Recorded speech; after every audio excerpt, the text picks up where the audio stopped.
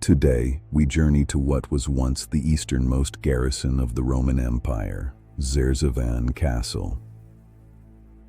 In antiquity, this fortress stood at the vital crossroads of strategic trade routes and military roads. It is surrounded by massive walls, stretching 1,200 meters in length and reaching 15 meters in height. This stronghold was not merely a military outpost. It stood at the center of the struggle between Rome and its powerful eastern rivals, the Parthians and the Sasanians. It was a critical fortress protecting the eastern frontier of the Roman Empire.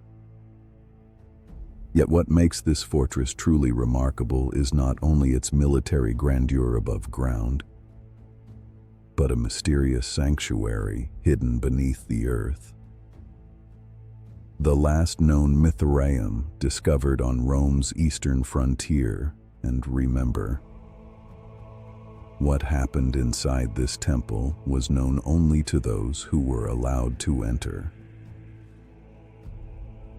Mithras was a mysterious deity in the Roman world, associated with light, loyalty, order, war, and cosmic power. Some scholars believe his origins can be traced back to the ancient Persian deity Mithra. Over time, however, the Romans transformed his worship into a mystery religion of their own. Some researchers also identify Mithras with the sun god Sol Invictus. Mithras was typically depicted as a young man wearing a Phrygian cap. In his most famous depiction, he is shown sacrificing a sacred bull inside a cave. Another remarkable depiction shows Mithras emerging fully grown from a rock. Some scholars believe this extraordinary birth symbolized the cult's exclusively male membership. During the 2nd and 3rd centuries AD, the cult spread throughout the Roman Empire through the Roman army and trade networks. It quickly gained popularity, particularly among the Roman legions and the Roman elite. The MITHRAEUM at Zerzvan is an extraordinary structure carved entirely underground. It measures 7 meters long, 5 meters wide, and 2.5 meters high. As you step inside, you are greeted by rock-cut columns and niches emerging from the darkness. Around the band encircling the large central niche, traces of ancient paint can still be seen today. This band likely contained the mysterious symbols of Mithras, the most sacred element of the cult. The plaque depicting Mithras sacrificing the bull, known as the TAUROCTONY, was placed inside this central niche. Right beside it, carved into the eastern wall, was one of the cult's most recognizable symbols, the radiate crown motif. What exactly happened inside this sanctuary? We do not know. Because this cult always remained mysterious, we can only interpret it through theories, different viewpoints, and archaeological discoveries. During that era, Mithras was not only connected with the sun and war. He was also seen as a figure connected with time itself and the order of the universe. Qualities normally attributed to different gods in the ancient world were mysteriously gathered into a single figure. In one way, it was part of the pagan and polytheistic world of Rome. Yet, what set it apart from other cults was how it explained the order of the universe through a single central figure. This was what made the cult of Mithras extraordinary. Because its religious ceremonies were kept completely secret, members of the Roman elite carried these mysteries to their graves. For this reason, some people today view Mithras as the ancestor of esoteric organizations, such as the Illuminati. Completely closed structures, hidden symbols, dark chambers, and oaths of absolute loyalty. The foundations of secret societies seemed to take shape in these underground sanctuaries. Only men were accepted. Some sources suggest that initiation into the cult of Mithras followed a 7-level hierarchical system. The Mithras cult had 7 initiation grades: Nymphos, Miles, Leo, Perses, Heliodromus, and Pater, the divine light. It is believed that during certain initiation stages of this mysterious cult, candidates underwent various trials and symbolic purification processes. According to some ancient writers, these 12 ordeals may have included severe tests, such as prolonged fasting, branding, and scourging. 4 sacrificial hooks, a bull blood basin, and 3 functional niches on the right wall. The Zerzevan MITHRAEUM stands as one of the most important pieces of evidence of Mithras' mysterious rituals.